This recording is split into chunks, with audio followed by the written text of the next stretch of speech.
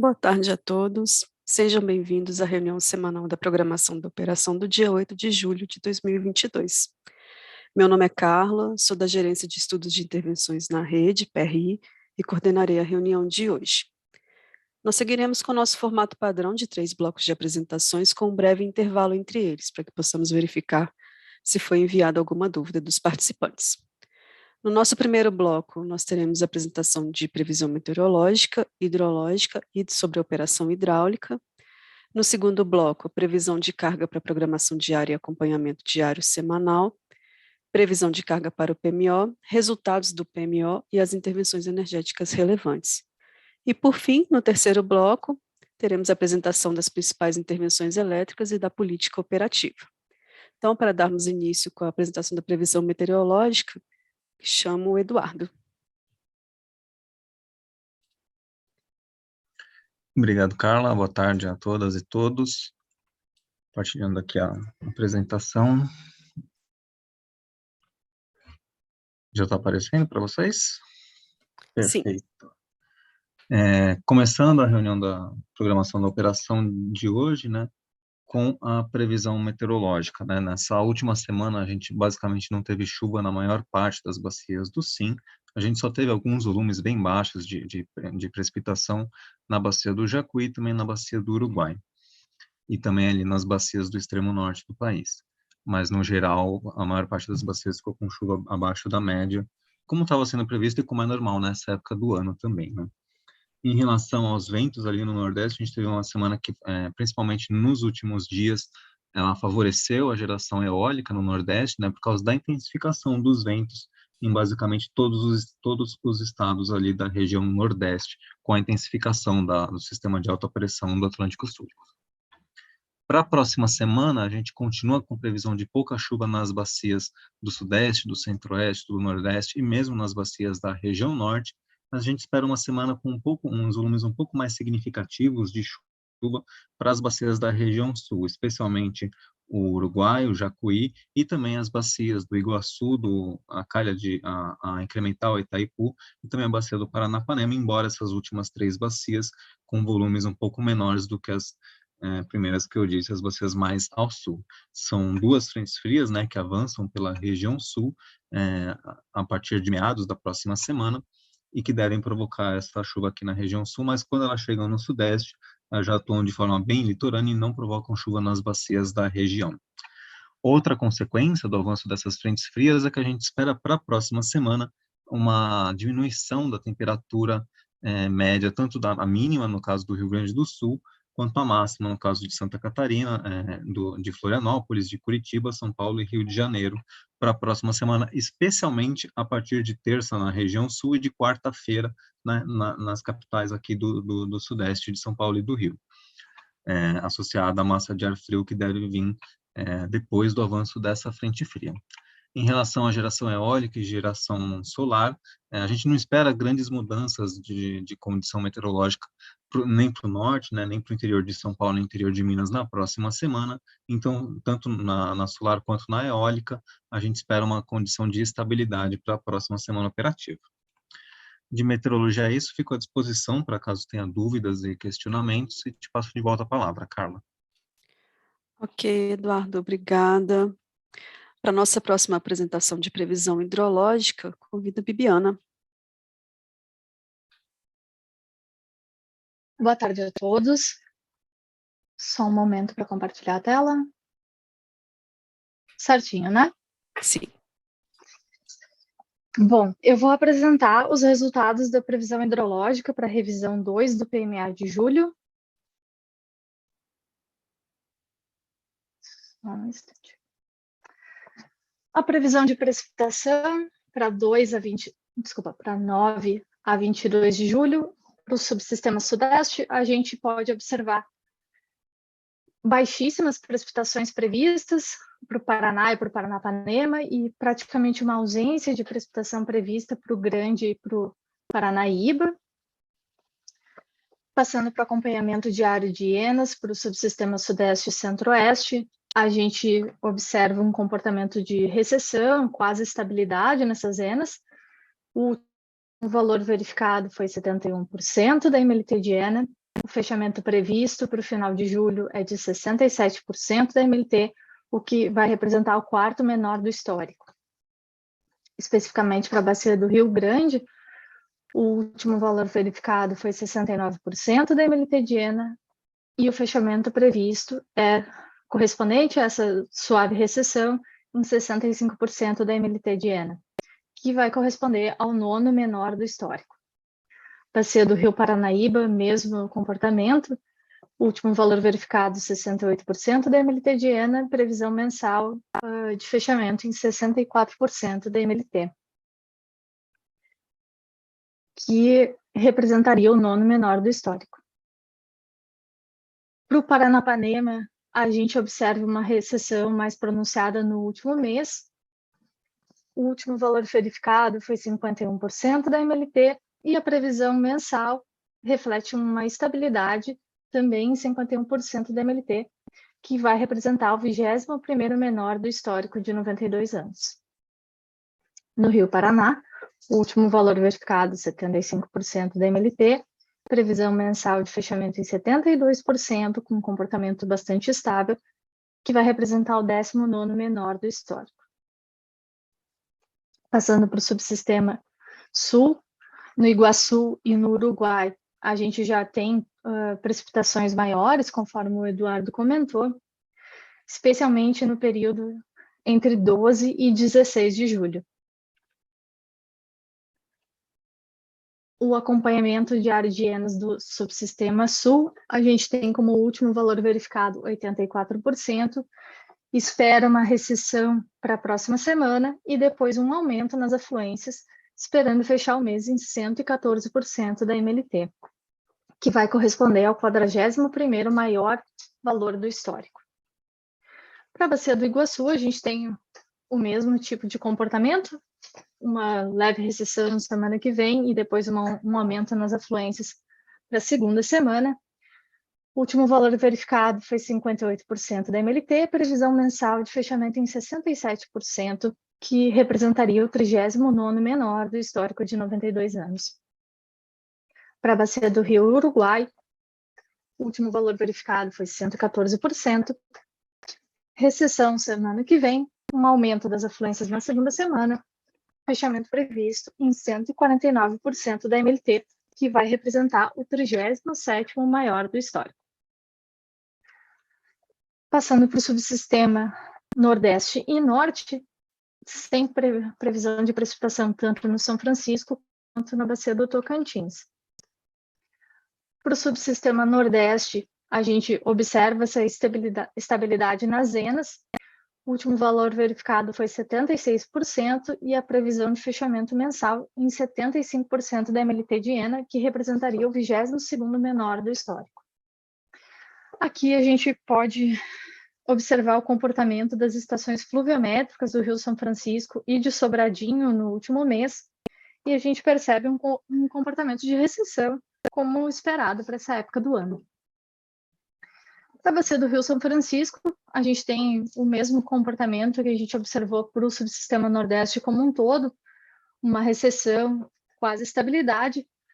O último valor verificado foi 77% da MLT Diena, previsão de fechamento mensal para julho em 76% da MLT, que representaria o 22º menor do histórico. Para o norte, uma recessão um pouco mais pronunciada, o fechamento do último verificado foi em 102% da MLT Diena e previsão de fechamento mensal em 85%, que vai representar o 26º menor do histórico. Para a bacia do Tocantins, o último valor verificado foi 83%, previsão de fechamento mensal em 72%, que representaria o 14º menor do histórico.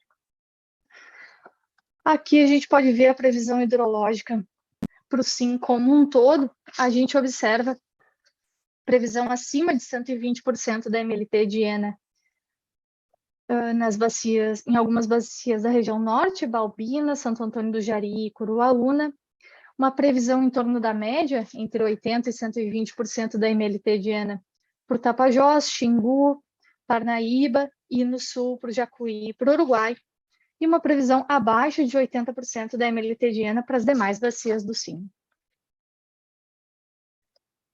Aqui a gente observa a previsão hidrológica mensal para o mês de julho, onde a gente pode comparar a previsão do PMO, da revisão 1 e da revisão 2, que agora a gente está apresentando. Para o subsistema sudeste, a gente tem uma coerência muito grande entre PMO, revisão 1 e revisão 2. Revisão 2 nos colocando em 67% da MLT de ENA, que representaria o terceiro menor do histórico. Nordeste também muito semelhante entre PMO, revisão 1 e revisão 2. 75% da MLT, 22º menor do histórico. Para o sul, a gente já tem uma maior variabilidade entre o PMO e as revisões. A revisão 2 nos trazendo uma previsão de 114% da MLT de ENA. E para o subsistema norte, uma pequena diferença entre PMO, revisão 1 e revisão 2. 85% da MLT de ENA na revisão 2, que representaria o 20º menor do histórico. A previsão hidrológica para julho e agosto, para o subsistema sudeste e centro-oeste, a gente observa de novo essa coerência entre PMO, revisão 1 e revisão 2, com a ENA variando para agosto entre 49% e 127% da MLT. Subsistema sul, a Rev 2 vem um pouco acima do PMO e da revisão 1, variando em agosto de 29% a 749% da MLT de ENA. Subsistema nordeste, PMO, revisão 1 e revisão 2 muito semelhantes entre si, revisão 2 levemente acima, como a gente viu no slide anterior, variando entre 60% e 93% para agosto. Por fim, subsistema norte, a revisão 2 vem um pouco abaixo do PMO e da revisão 1, variando para agosto de 65% a 110% da MLT de ENA. Aqui a gente pode observar a evolução do armazenamento dos subsistemas no último ano. A gente observa um comportamento de estabilidade para o sudeste, em 65%, uma leve recessão para o nordeste, em 90%. Subsistema sul apresentou um crescimento grande desde março e hoje se encontra em 92%. Subsistema norte vem de um período de estabilidade e agora, nas últimas semanas, uma leve recessão em 95% do armazenamento. Por fim, a evolução do armazenamento para a Serra da Mesa, Furnas, Nova Ponte, Emborcação e Três Marias e Itumbiara. A gente observa um comportamento de estabilidade em Nova Ponte e Serra da Mesa, com 53% e 71% respectivamente. Furnas e Itumbiara e Três Marias em recessão, mas os três acima de 70% do armazenamento ainda.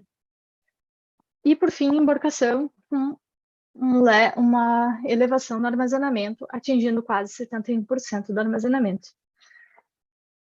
Era isso que eu tinha para trazer hoje. Finalizo minha apresentação, me coloco à disposição para eventuais dúvidas e te devolvo a palavra, cara. Muito obrigada, Bibiana. Então, para finalizarmos o nosso primeiro bloco, convido o Paulo Vitor para fazer a apresentação sobre a operação hidráulica. Muito obrigado, Carla. Só compartilhar minha tela aqui um momento.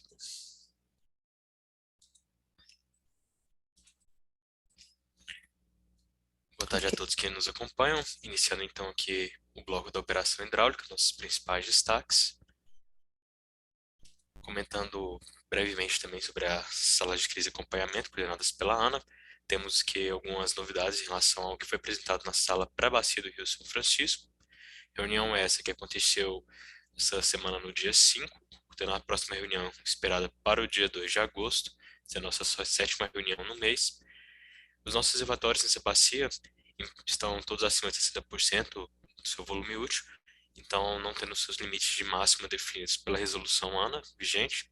Então, me concentrarei aqui em apresentar para vocês algumas perspectivas de ação que foram apresentadas nessa reunião, começando aqui pela questão de Três Marias, onde a política objetivada é uma prática de defesa de 450 metros cúbicos por segundo ao longo de todo o horizonte de simulação. Simulação essa que se iniciou no dia 4 de julho desse mês e é planejado espera-se que armazenamentos para o final do mês de outubro e início do mês de novembro. Dessa maneira, com essa política de 450 metros cúbicos por segundo, é esperado que para Três Marias o armazenamento ao início de novembro seja de 61,4%, que ainda o manteria na faixa normal de operação.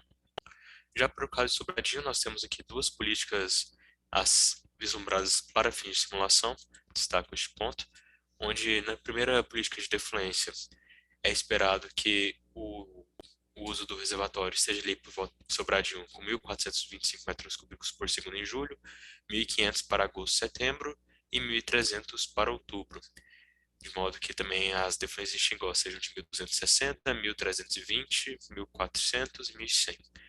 E assim, o reservatório também teria um depressionamento de forma controlada, chegando ali ao início de novembro com 63,9%.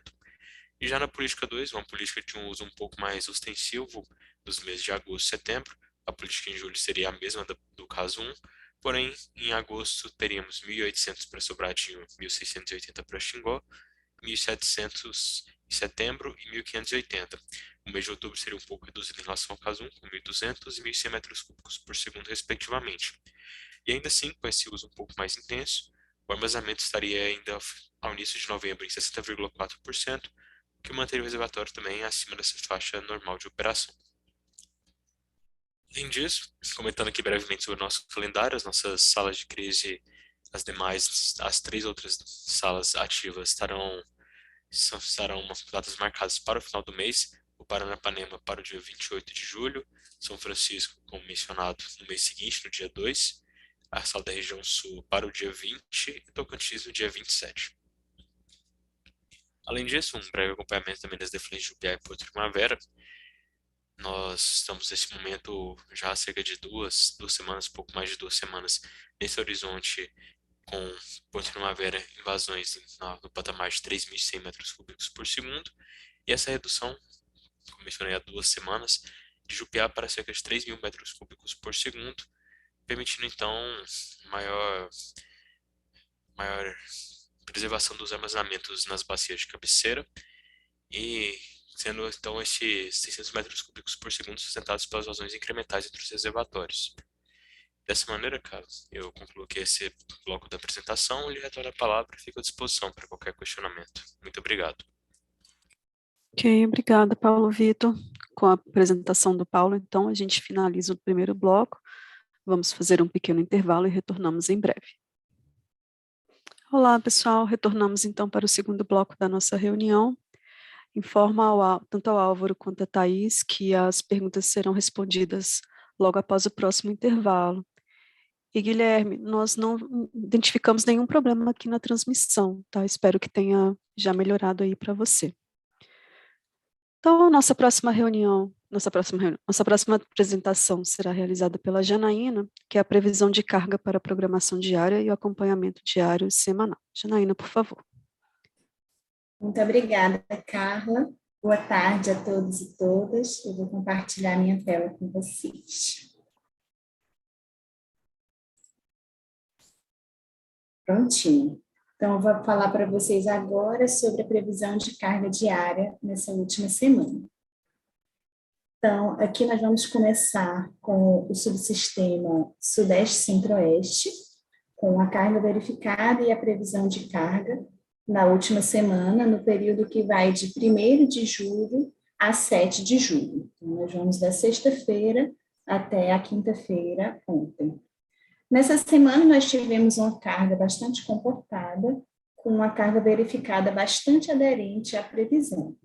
Nós temos a curva de previsão em azul escuro e a carga verificada em preto, no primeiro gráfico. No gráfico do meio, nós temos os desvios da previsão de carga em barras, na unidade megawatt, e o terceiro gráfico, na parte inferior, nós temos o erro absoluto da previsão de carga em percentual. Então, nós já podemos ver que a maioria dos desvios ficaram abaixo de 3%. Agora, nesse slide, nós temos os resultados melhores apresentados. Então, nós podemos ver que 96% dos desvios horários ficaram inferiores a 3% nessa última semana, o que é um resultado excelente. E nas previsões do modelo pré-carga DECEM, nós tivemos 76% dos desvios inferiores a 3%. Quanto ao erro médio dessa última semana, dos desvios horários, a nossa previsão apresentou um valor de erro médio de apenas 1,04% no subsistema Sudeste Centro-Oeste, o que é um resultado excelente. E o modelo pré-carga DECEM apresentou um erro médio de 1,97%, que também é um resultado muito bom. Em seguida, nós temos o subsistema Sul, a previsão de carga diária da última semana, no mesmo período, e a carga verificada. Nós também tivemos uma carga bastante comportada, com a carga verificada bastante aderente à previsão. E os desvios também foram bastante reduzidos nessa última semana. Então, os resultados da previsão de carga diária do subsistema Sul foram os seguintes. Nós tivemos 93% dos desvios horários inferiores a 3%, o que também é excelente. O modelo pré-carga DECEM apresentou um resultado de 88% dos desvios horários inferiores a 3%, que também é muito bom. E em relação ao erro médio da carga diária dessa última semana, nós tivemos um valor de 1,15% nas previsões do PDP e 1,58% no modelo pré-carga DECEM.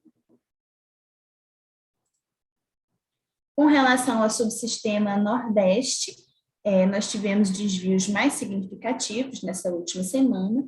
Então, no primeiro gráfico, nós podemos ver que já teve alguns dias que a carga verificada em preto ficou mais defasada com relação à previsão, em azul. E aqui vale destacar que tem chovido bastante na região e essas chuvas têm impactado a carga de maneira diferente. Ao longo desse período. Mas também, além disso, nós também tivemos uma redução na carga de consumidores livres, notavelmente ali no período do domingo 3 de julho até a terça-feira, dia 5 de julho, o que impactou nessa carga verificada inferior à previsão.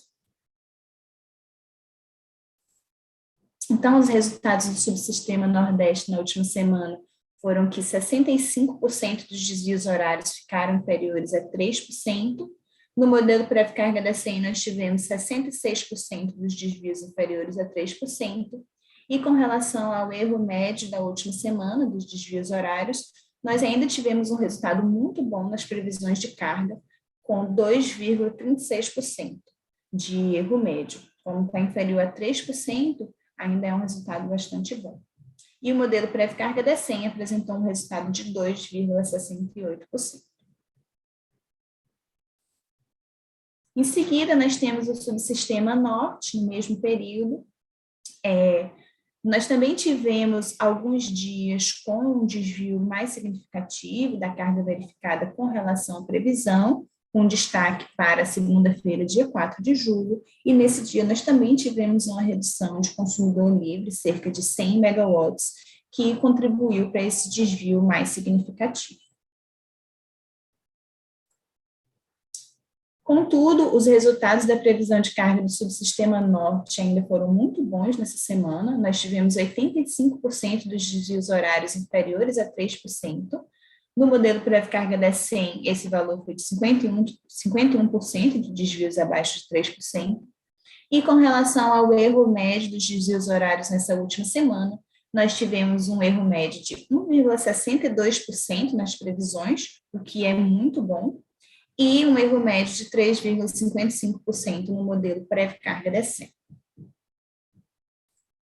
Por fim, a totalização dos 4 subsistemas formam a carga do Sistema Interligado Nacional, e essa carga vai representar vai ter como resultado os mesmos resultados do subsistema. Então, nós podemos ver que as previsões de carga do SIM ficaram extremamente aderentes à carga verificada na última semana, e no terceiro gráfico já podemos antecipar que 100% dos desvios horários ficaram inferiores a 3%, o que é um resultado excepcional. No modelo pré-carga da SEM, nós tivemos 92% dos desvios inferiores a 3%, que também é muito bom, e o erro médio dos desvios horários nessa semana, na carga do SIM, foi de apenas 0,73%, o que é excepcionalmente bom, muito bom. E ainda vale destacar que 75% dos desvios horários ficaram inferiores a 1%. Com relação ao erro médio do modelo pré-carga da SEM, nós tivemos apenas 1,59%, que também é um resultado muito bom. E com isso eu concluo a minha apresentação e fico disponível para dúvidas. Muito obrigada, Carla. Devolvo a palavra a você. Eu que agradeço, Janaína. Convido agora, então, Marcela para fazer a apresentação sobre a previsão de carga para o PMO. Boa tarde, Carla. Boa tarde a todos. Boa tarde. Compartilhar minha tela.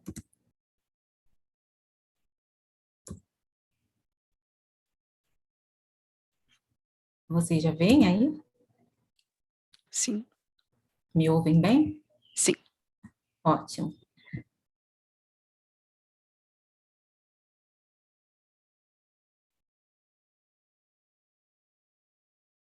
Eu vou tentar novamente, então.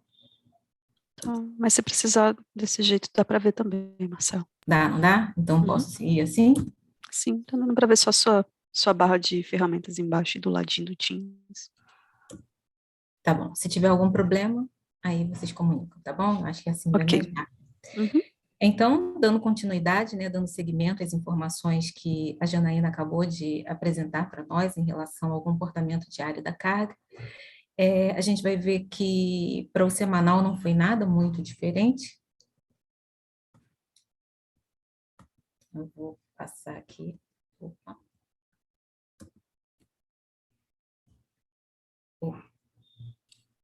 Passou, Marcelo. Não, calma aí, acho que é porque eu pedi ao Douglas para atualizar e aqui ainda está com marca de atualização. Só um minutinho, eu vou abrir o arquivo de origem, só para não dar... Ok. Vou parar o compartilhamento e vou...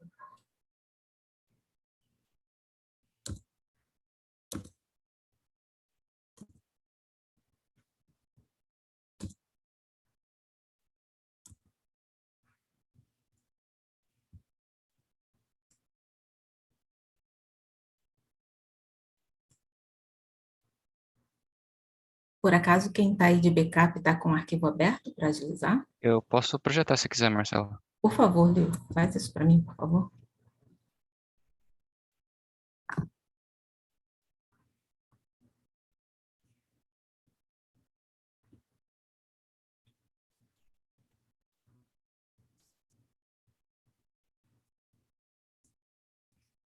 Muito obrigada.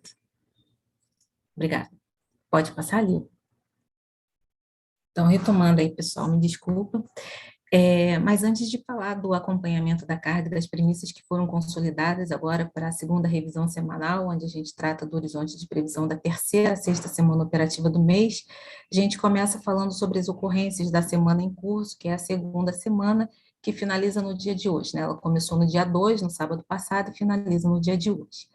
Então, o que a gente tem a citar é que as premissas que foram consideradas, né, para a elaboração das previsões de carga da semana vigente, elas vêm se confirmando, né, durante o período, e o que vem contribuindo muito para um excelente desempenho da carga, assim como a gente viu no diário, a gente vai poder observar também no âmbito semanal.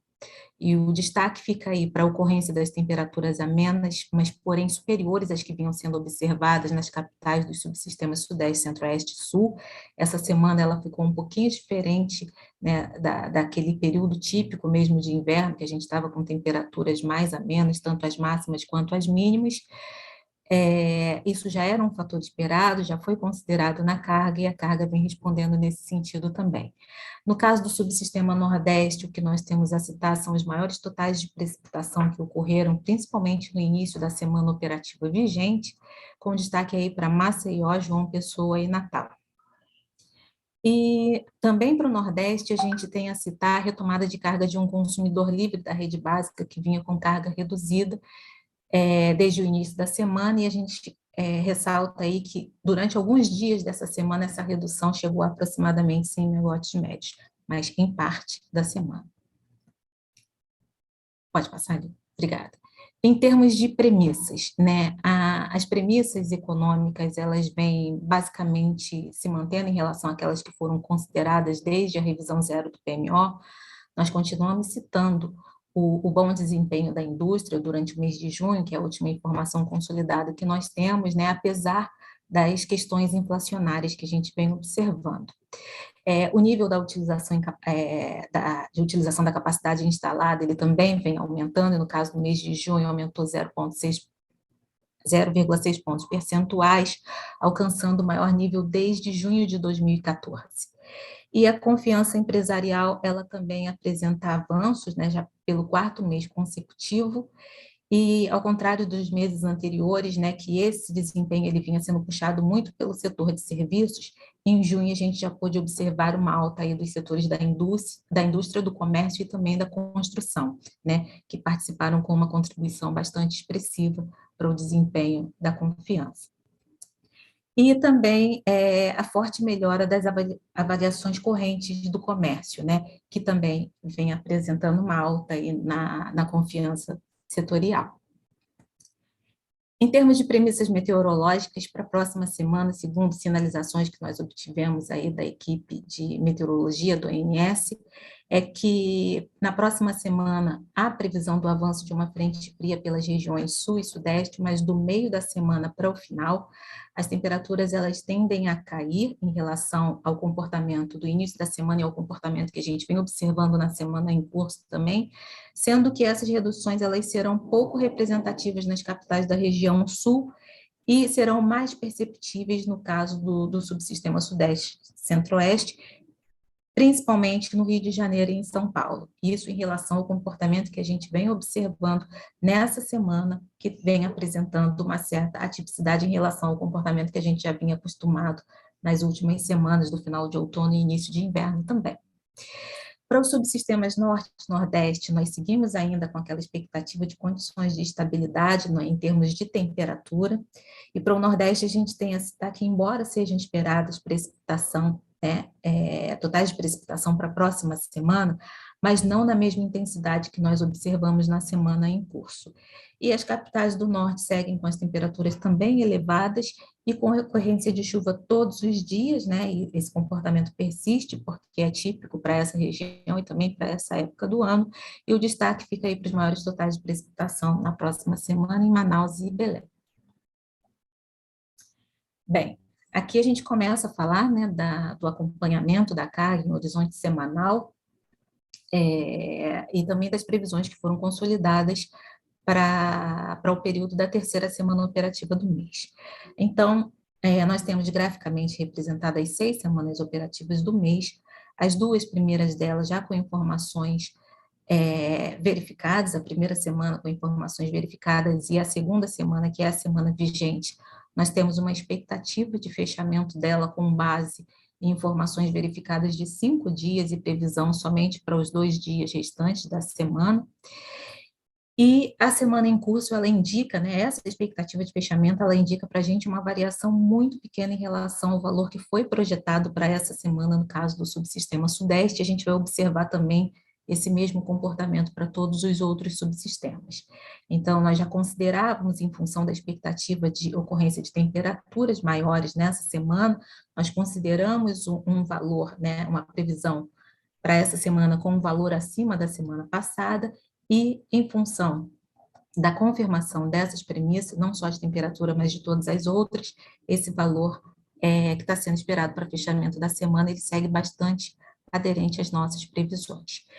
E em função das premissas que nós consideramos e que foram apresentadas anteriormente, que contribuíram também, né, para as informações que foram encaminhadas pelos agentes, as nossas rodadas de modelos, nós não vimos no estudo dessa revisão semanal necessidade para revisão das projeções para o horizonte de previsão, né, ou seja, da 3ª a 6ª semana do mês, em relação àquelas previsões que haviam sido consideradas no estudo da revisão passada.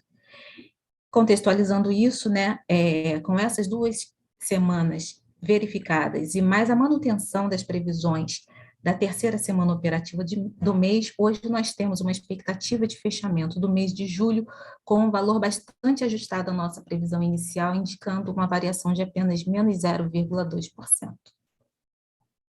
Daqui a gente passa para o subsistema sul.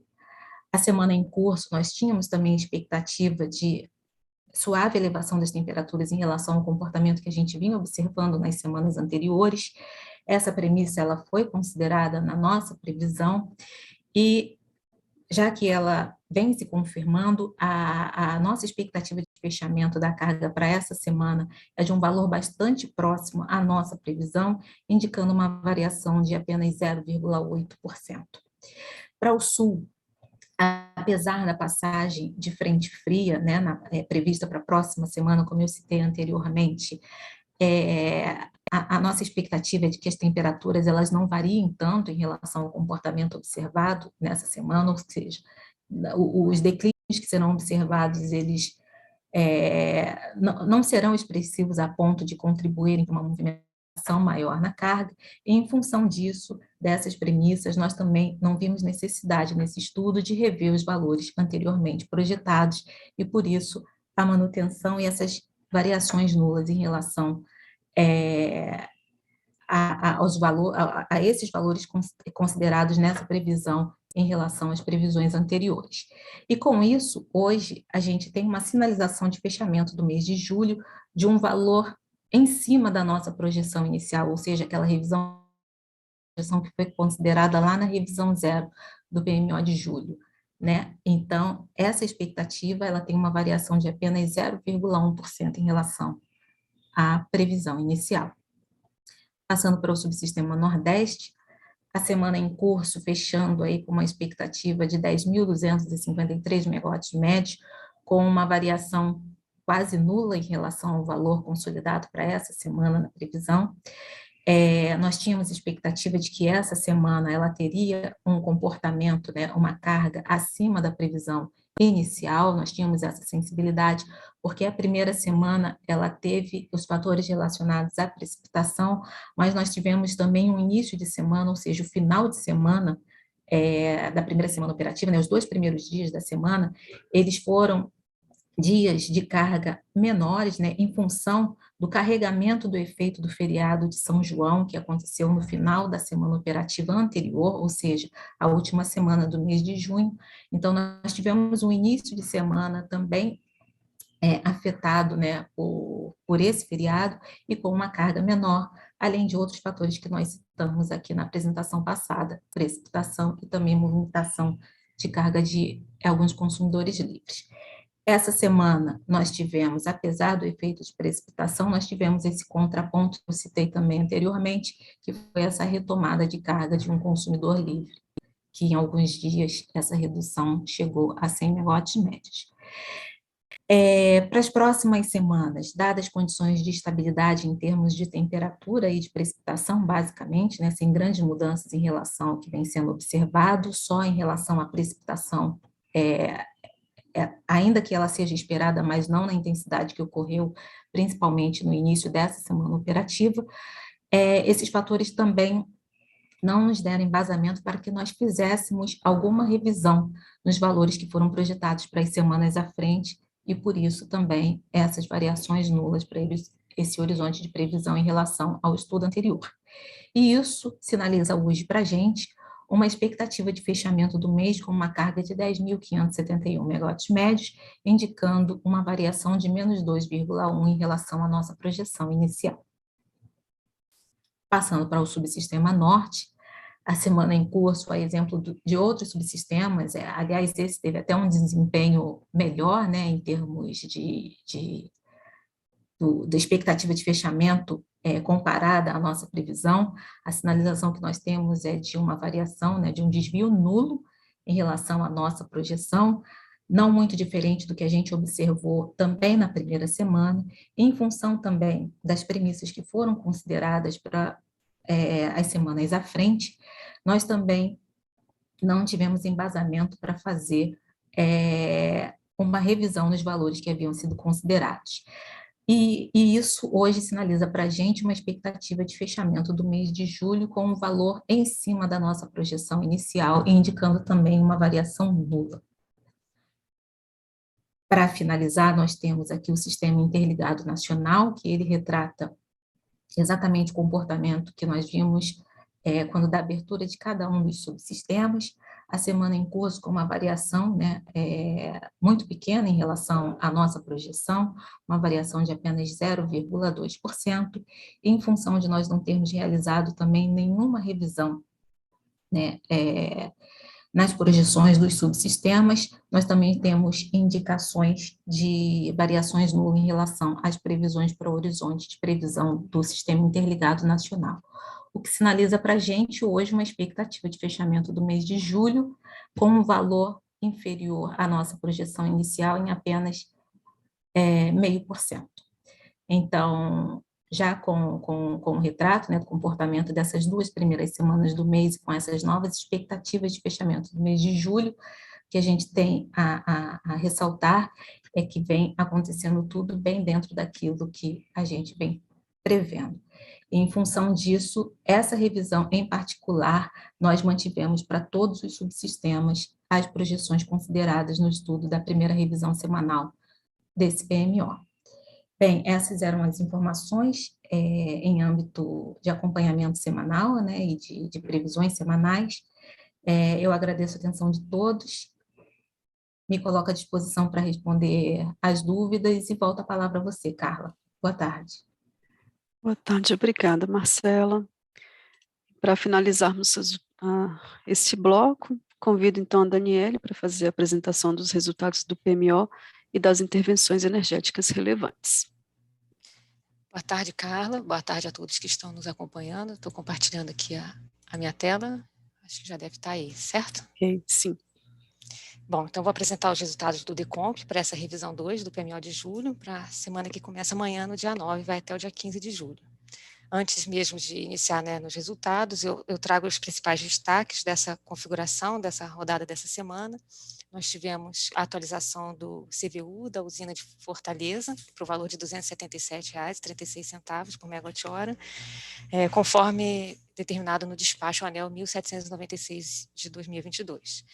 Além desse CVU, nós tivemos, como fazemos habitualmente, né, a atualização dos CVUs das usinas, das demais usinas, né, vendedoras de leilão, atualizados pela CCE sempre até o 4º dia útil do mês, né, então eles fazem a revisão mensal e uma atualização, né, sempre até o 4º dia útil. E, então, comparando os resultados de CVU, os valores de CVU para todas as usinas térmicas, da revisão 1 em relação à revisão 2, né, a revisão 1 é essa linha preta, a gente ordenou todas as usinas do menor para o maior valor de CVU, e também colocamos aqui nesse mesmo gráfico os CVUs para a revisão 2, apresentando então aqui os principais destaques, as principais alterações, que ficam aqui para referência, para consulta posterior dos senhores. Nós temos aqui algumas variações para mais e para menos, né, nessa revisão. Estão sofrendo, a gente já tem acompanhado isso, né, uma forte oscilação, né, nesses CVUs, e nesse mês, nessa semana, né, um destaque relevante é que nós tivemos a atualização do CVU de 3 usinas do PCS, que entram na configuração no mês de agosto, que são as usinas Luiz O.R. Melo, Viana 1 e Povoação 1, que passaram a ser as usinas, ou o CVU mais caro constante do DEC.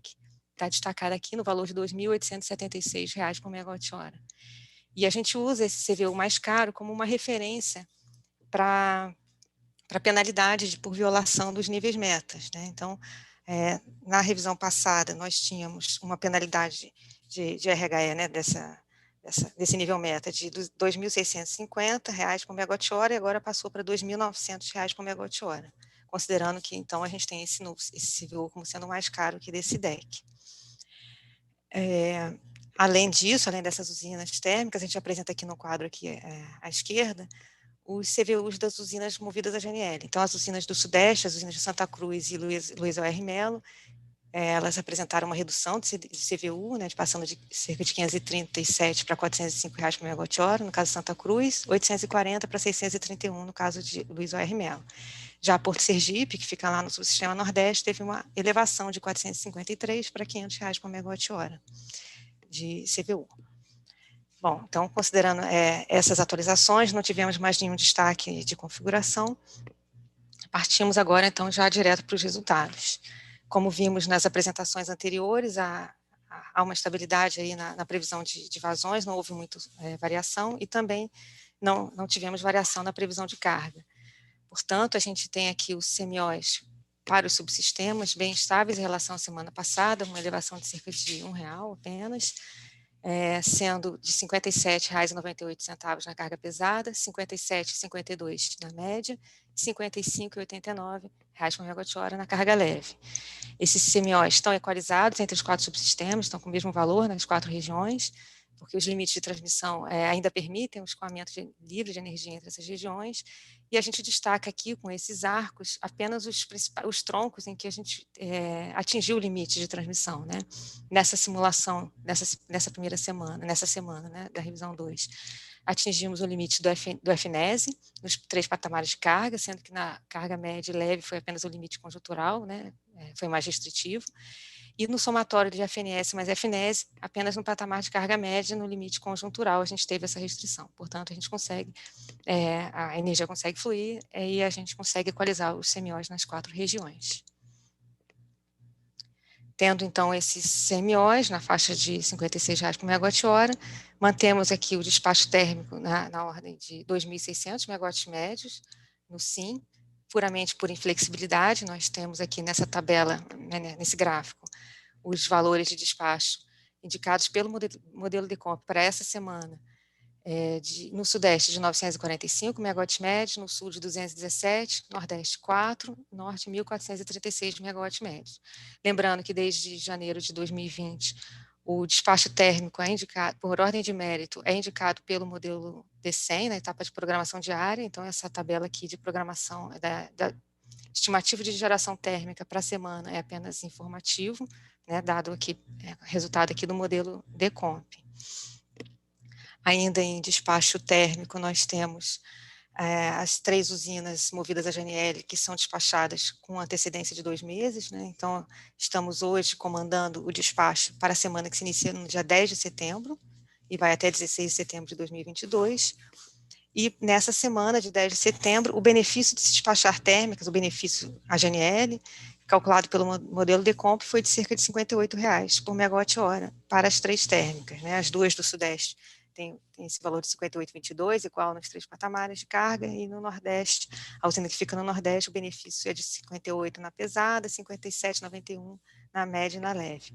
Sendo que o CVU, como nós vimos até no slide anterior, o CVU dessas térmicas é bem superior a esse benefício, portanto, não há comando de despacho antecipado por ordem de mérito de custo para essas usinas, né, para essa semana que se inicia no dia 10 de setembro. Entretanto, para a usina de Santa Cruz, nós temos uma previsão de despacho declarada pelo agente por motivo de inflexibilidade para o período que vai do dia 13 de agosto até 25 de novembro de 2022. Agora, passando para a energia armazenada, nós observamos aqui no primeiro gráfico a evolução do armazenamento da região Sudeste e Centro-Oeste, partindo aqui nessa revisão de 64,6% da energia armazenada, chegando ao final de julho com 61,8% da energia armazenada, valores bem próximos, né, aos que a gente viu nas revisões anteriores, sendo que no mês de agosto a estimativa é que se atinja entre 54% e 61% da energia armazenada. Na região Sul, partimos aqui de 91,7% da energia armazenada e chegaremos ao final de julho, a estimativa é de chegar a 88,2% da energia armazenada. A dispersão para o mês de agosto e julho é maior, característico dessa região, né? Então, os reservatórios do Sul podem atingir entre 61% e 97,2% da energia armazenada. Já na região Nordeste, os reservatórios são mais cheios, partindo de 89,5% da energia armazenada, e chegando a 81,9% ao final de julho, essa é a estimativa. Para o mês de agosto, a estimativa, o valor esperado é de chegar a 74% da energia armazenada, variando entre 69% e 77%. Já na região Norte, mantemos aí a operação, principal reservatório da região Norte, o reservatório de Tucuruí, já estamos modelando, né, o nível mínimo de Tucuruí, então estamos aqui partindo de 95,2% da energia armazenada, devemos chegar ao final de julho em 96%. Já em agosto, a estimativa é que se atinge 92% da energia armazenada. Bom, em relação agora à importação de energia, essas foram as declarações que recebemos da oferta de importação por outros países, né? No caso da Argentina, não recebemos oferta, então só temos oferta de importação pelo Uruguai, recebemos da Enel e do BTG Pactual, cada um deles ofertando 250 megawatts médios, divididos em 6 blocos, com CVUs variando por bloco, né? Variando de 541 reais por megawatt-hora a 3.241 no caso da Enel, e no caso da BTG, variando entre 544 e 3.264 reais por megawatt-hora. Com isso, eu encerro a parte da apresentação dos resultados do PMO e entro agora na parte de intervenções energéticas relevantes. Então, a gente destaca aqui, para esse período de 9 a 15 de julho, apenas as intervenções que alteram limites sistêmicos ou que ocorrem em unidades geradoras de grande porte. Então, trazendo apenas essas intervenções mais relevantes, começando aqui pelo Sudeste, nós temos aqui para as usinas de Rosana, Taquarussu e Capivara, uma parada da usina para pré-teste de autorrestabelecimento, programado para os dias 9, 10 e 11, respectivamente. E para a usina de Promissão, nós temos a parada no dia 12 de julho para ensaio de autorrestabelecimento. Ainda na região Sudeste, na unidade geradora 4 de Furnas, nós temos uma manutenção preventiva programada no dia 10 de julho. Temos uma parada da usina de Jaguara no dia entre 10 e 11 de julho, para um serviço na subestação. Nós temos também na UG 17 da usina de Itaipu, no setor de 60 Hz, uma manutenção preventiva trimestral, programada no período de 11 a 22 de julho. No Nordeste não temos destaques, né, para intervenções energéticas. Na região Sul, começando aqui pela usina de Baixo Iguaçu, temos uma manutenção preventiva na UG2, programada no período de 9 a 10 de julho. E para a usina de Governador Jaime Canet, nós temos uma manutenção preventiva programada para o dia 10 de julho na unidade geradora 2. Na região Norte, a unidade geradora 19 da usina de Tucuruí tem uma manutenção preventiva programada do período de 11 a 22 de julho. E a usina de Estreito, na unidade geradora 1, tem uma manutenção preventiva programada para o período de 11 a 20 de julho. Bom, Carla, esses eram os principais destaques aqui de intervenções, e com isso eu encerro a minha apresentação, devolvo a palavra para você e fico aqui à disposição. E agradeço pela atenção. Ok, obrigada, Daniele. Faremos então agora o nosso segundo intervalo e voltamos em breve. Olá, pessoal, estamos de volta para o nosso terceiro bloco e vamos responder aqui 2 perguntas que foram feitas durante as apresentações. A primeira é da Thaís Alves de Carvalho, da Esfera Energia, e ela diz assim: prezados, boa tarde. As rodadas do modelo ETA 40, dos dias 25 e 26 do 6, não saíram nesses dias e não constam no deck dos arquivos de entrada da remoção de viés. Mesmo assim, os arquivos de saída da remoção de viés estão saindo normalmente considerando este modelo. Por procedimento, não deveriam ter 120 arquivos para trás completos para utilizar o modelo na remoção de viés? Obrigada. Para te responder, Thaís, convido aqui o Fred. Opa, boa tarde, Thaís. Obrigado pela pergunta. E assim, o que você disse tem razão, faz sentido, né? Mas, então vamos explicar em 2 fases, né? Então, nos dias 25 e 26, que foram quando ocorreu essa falha no ETA, a gente adotou a contingência, né? Que pega a previsão do ETA do dia anterior e translada um dia. Né? Se você tem dúvida como esse procedimento é feito, tem um arquivinho ali nos dados para previsão de vazão lá no Sintegre que a gente comenta como que é feita essa contingência. Aí, nos dias seguintes, o modelo aí procura 120 dias concomitantes, mas nos arquivos de entrada, se você for notar, tem cerca de 200 arquivos de entrada. Então, assim, se não tem um dia, ele vai procurar, vai usar os últimos 121 dias, né, excluindo esse dia que não tem. No caso, como não tem 2 dias, ele está usando os últimos 122 dias, ignorando esses 2 dias que não tem o ETA, né, que aí não tem os 3 modelos concomitantemente existindo. Tá bom? Obrigado. Ok, Fred, obrigada. Próxima pergunta também para você. Ela foi feita pelo Álvaro França, da Apollo Energia, e ele diz o seguinte: boa tarde. Tenho notado que os valores realizados dos postos 117 e 118 vêm, constantemente, apresentado valores de realização de 2 a 3 vezes os valores previstos pelo SMAP. É uma diferença pequena devido à escala de vazões desses postos, mas interfere diretamente no cálculo do posto de Henry Borden, que é utilizado no cálculo das ENAs. Existe alguma divergência na forma de cálculo desses postos nas previsões que esteja gerando essas diferenças recorrentes? Obrigado. Fred, por favor. Então, Álvaro, a gente sim tem notado, né, essa divergência, né, no Alto Tietê, mas tem que lembrar que esses postos, né, o 117 e 118, corresponde a Guarapiranga e Billings, e eles são postos regredidos linearmente no SMAP. E aí, assim, né, coeficiente de regressão, a gente vê um histórico longo para definir eles. E, né, por ser uma bacia extremamente urbanizada, a gente acredita que nos períodos mais recentes, o regime hidrológico pode ter mudado. E a gente tem isso em mente, só que a gente da hidrologia, a gente está atuando em outras frentes que a gente acha que são mais importantes no momento. Mas assim que a gente tiver finalizado essas frentes mais críticas, a gente pode dar uma olhada nisso aí. Mas obrigado por notar. Obrigado. Ok, Fred, obrigada pelas respostas. E agora vamos dar continuidade às apresentações do nosso terceiro bloco, e eu mesmo farei as apresentações sobre as intervenções elétricas relevantes que causam restrições ao sistema. Vou aqui, compartilhar aqui, share, ok. Certinho, pessoal? Ok. Então, primeira intervenção a ser destacada é o desligamento da linha 500 kV Presidente Juscelino Itabira, circuito 1, mais a barra A de 500 kV da SE Presidente Juscelino. Essa intervenção vai ocorrer das 7 às 17 dos dias 9 e 10, domingo, sábado e domingo, uma intervenção diária, causando uma limitação no sistema de 3.300 no FNS e 4.500 para o FNES. Assim que terminar a intervenção anterior, haverá o desligamento do disjuntor 9022 de 500 kV, lá em Presidente Juscelino.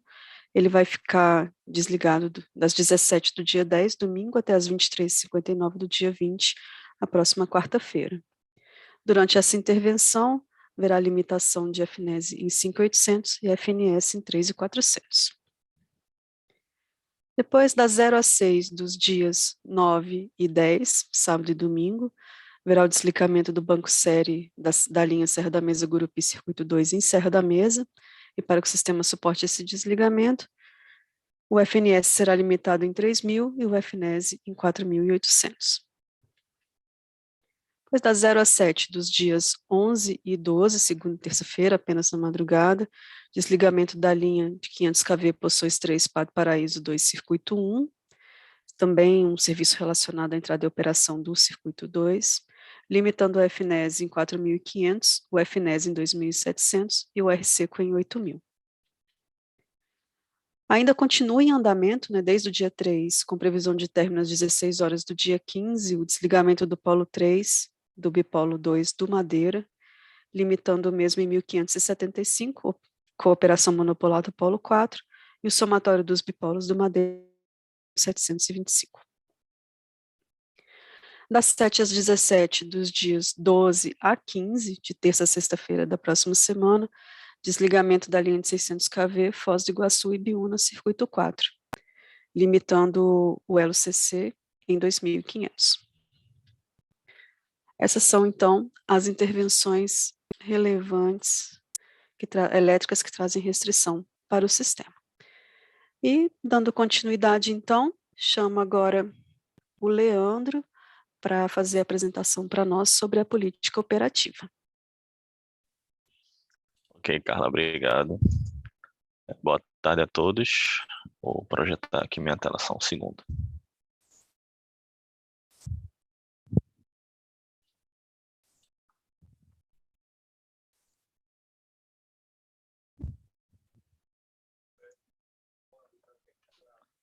Carla, tudo, Então, ok. tudo ok? Uhum. Tá. Bom, então vamos começar a apresentação e mais uma vez boa tarde a todos. Bom, antes de começar a falar mais sobre a política, quero destacar aqui dois informes, né, com relação ao DECEM, que foram sobre duas divergências, né, que ocorreram. Uma foi em relação ao SGI 35510, que foi cadastrado um serviço corretivo lá no eletrodo de terra, lá na SE Xingu.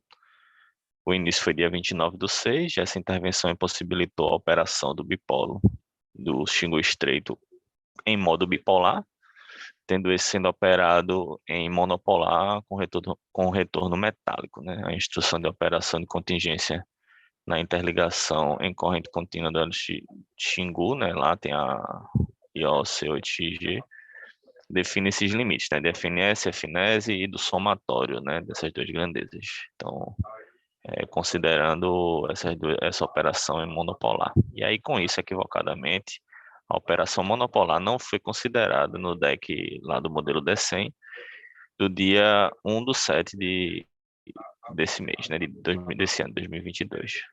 A partir do deck do dia 2, essa operação passou a ser considerada no modelo DECEM.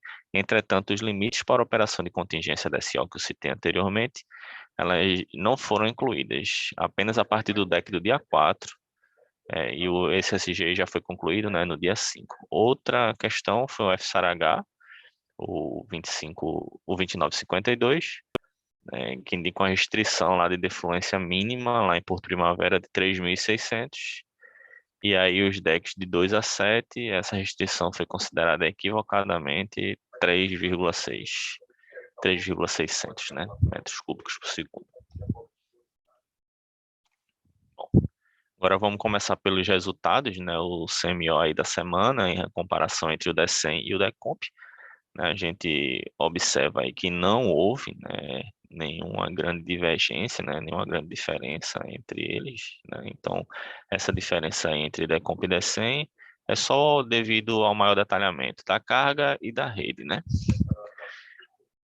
No Nordeste a gente tem aqui, Norte e Nordeste a gente tem aqui também na maioria dos dias, né, na grande parte dos dias, bem semelhante, né, o valor do CMO do DECOMP e do DECEM, só que a gente tem algumas intervenções, né, que vêm ocorrendo e que limita ali o fluxo FNES em 4.500. Então, por conta dessas limitações, ocorreu esse descolamento aí pontual, tanto no subsistema Nordeste quanto no subsistema Norte.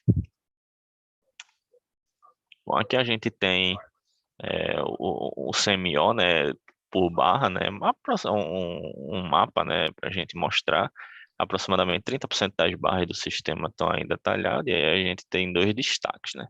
Um destaque é uma restrição lá na linha de 230 lá de Ferreira Gomes Macapá, e aí provocou CMOs nulos, né, e também uma restrição lá na UHE Canabrava, né? Então, houve esse descolamento aí. Aqui tem um detalhamento, né, do CMO por barra para o dia de hoje, né? Então, a gente tem aí o Blockplot dele. Então, a gente tem aí outliers inferiores ao longo do dia, né? Em torno de 54. Isso é realmente consequência lá da limitação de Canabrava e de São Salvador, né? Esse é devido ao SGI, o 16363-22. Também há outliers inferiores e superiores, né? Isso aí já devido à limitação de FNES. No Sistema Sul, não apresentam dispersão significativa. O subsistema Nordeste, a gente tem aí alguma dispersão, alguns outliers devido ao FNES, né, como a gente viu lá no Sudeste também, e uns limites nos outliers inferiores e superiores devido ao limite térmico lá da linha de 500 kV de Fortaleza 2 Quixadá. A gente aqui também, o CMO do Norte, a gente também tem aí um descolamentozinho devido o FNES, né, e também ali a gente iria apresentar utilares inferiores, né, devido a essa restrição lá na linha de Ferreira Gomes, Macapá, né, atingiu o limite lá. Bom, com relação aí o DECEM e o PDP, né, a gente tem aí a geração hidráulica do DECEM levemente superior. Isso é devido à compatibilização da política, né, e do Unit Commitment hidráulico, né, que a gente, na programação no PDP, a gente faz.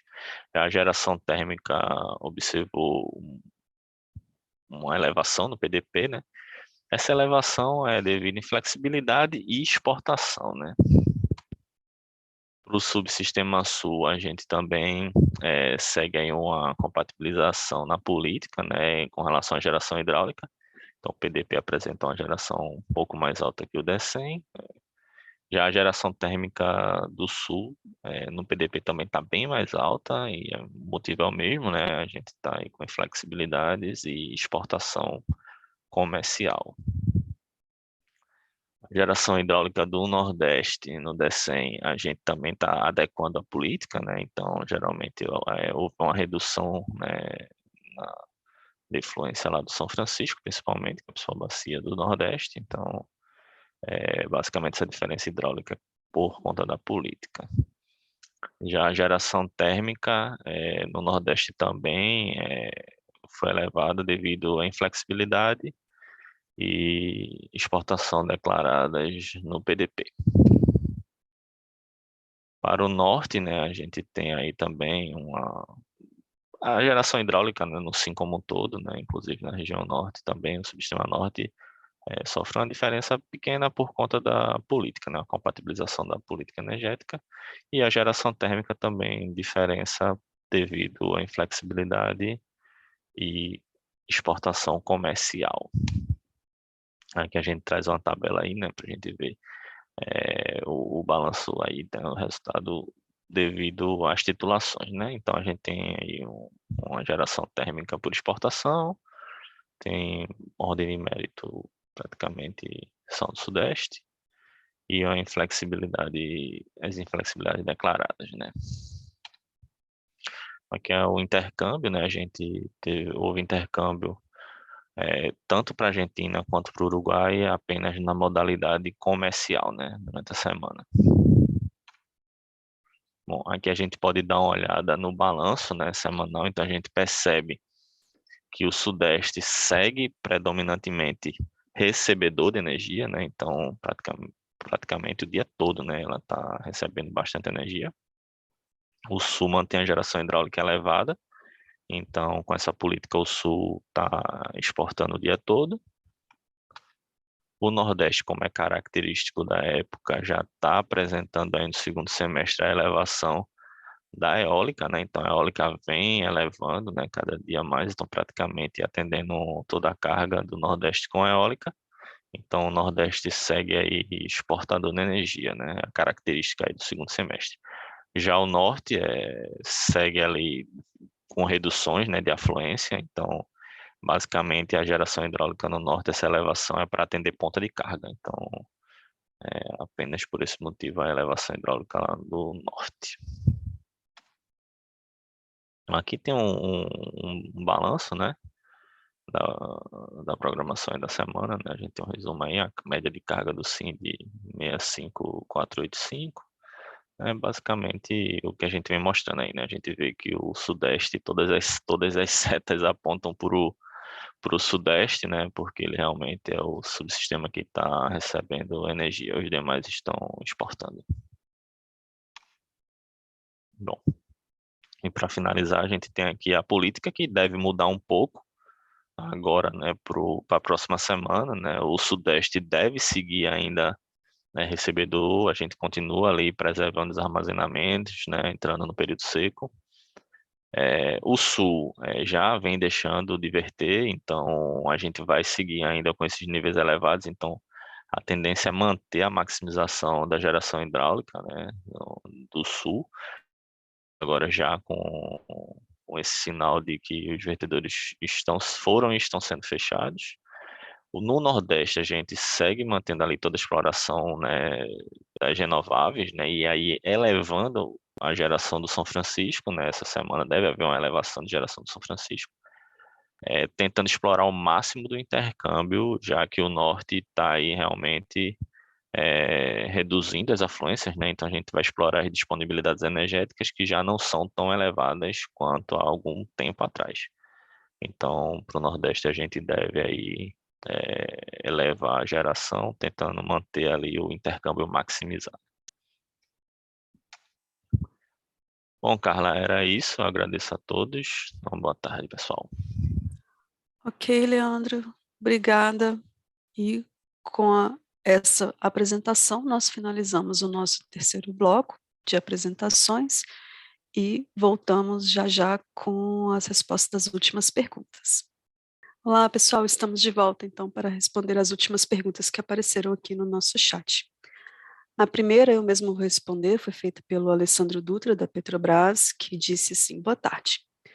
Nessa semana operativa, houve limitação de intercâmbio norte-nordeste para o sudeste devido a intervenções em linhas de 500 kV, face eólica e solar elevadas. Há expectativa de outras intervenções ao longo do mês e impacto na exportação desses sistemas? A resposta é sim, Alessandro. Algumas delas eu apresentei no bloco anterior, né, na apresentação das restrições energéticas causadas pelas intervenções, e ao longo do mês a gente vai ter ainda algumas intervenções para a entrada de novos equipamentos que agregam aumento de limite para o sistema e algumas intervenções para manutenção corretiva. Então a resposta é sim. A próxima pergunta foi feita pela Desirê Silva, que disse assim: prezados, boa tarde. Em relação ao slide da Bacia do São Francisco, as defluências mostradas serão aplicadas apenas na operação ou serão também representadas nos modelos com defluência mínima? Para te dar a resposta, Desirê, convido então Paulo Vitor. Obrigado, Carlos. Obrigado, Desirê, pela pergunta. Fazendo um breve adendo, né, sobre a questão do slide, o slide lá apresentado, que também foi apresentado na reunião da sala de crises do São Francisco, são simulações, os valores lá apresentados são simulações para fins de sinalização, para melhor entendimento dos usuários da bacia, mas para representação nos modelos e também para operação, vale aquilo que vai estar representado nos próprios informes do São Francisco. Muito obrigado. Obrigada, Paulo. E com a resposta do Paulo, então, finalizamos a nossa reunião de hoje. Agradeço a presença de todos e desejamos um excelente fim de semana. Até a próxima.